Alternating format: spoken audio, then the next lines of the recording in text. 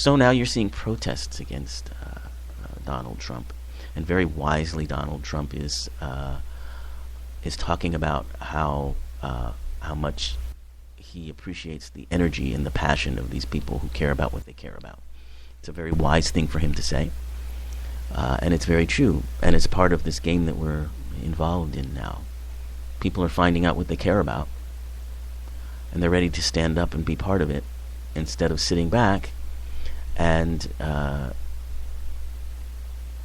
choosing one person to be the person that is supposed to change everything. So am I talking about more political involvement? Yes, in a way. I think people are certainly waking up to that. But more of what I mean is that an understanding that politics is a tool, and it's a tool that we all can use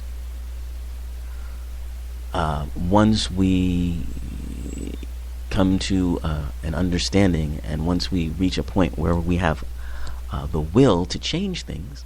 Politics is one tool that we use to change, but when that tool becomes something that we lose control of, when we become the tool to it, then it's no longer helpful, it's no longer useful. So that's why an upheaval, an upset like this is important, and that's how it's changing things.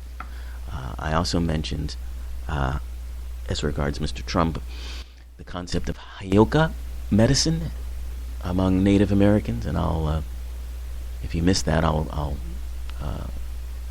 explain it again.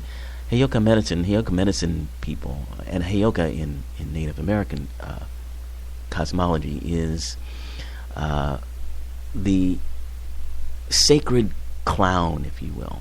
But he's more than a clown. He's it's the energy that turns things upside down, that shakes things up, that makes you take a look at what you take so seriously and you think is so important, or things that you don't take very seriously and haven't thought were very important, and makes you look at that again. Heyoka medicine shamans were people who would make crass jokes, take serious ceremonies, and do silly things, or be very quiet and solemn during what should be joyous or fun occasions. Everything backwards, in other words. That's what Heyoka shamans do. Heyoka warriors would literally ride into battle backwards,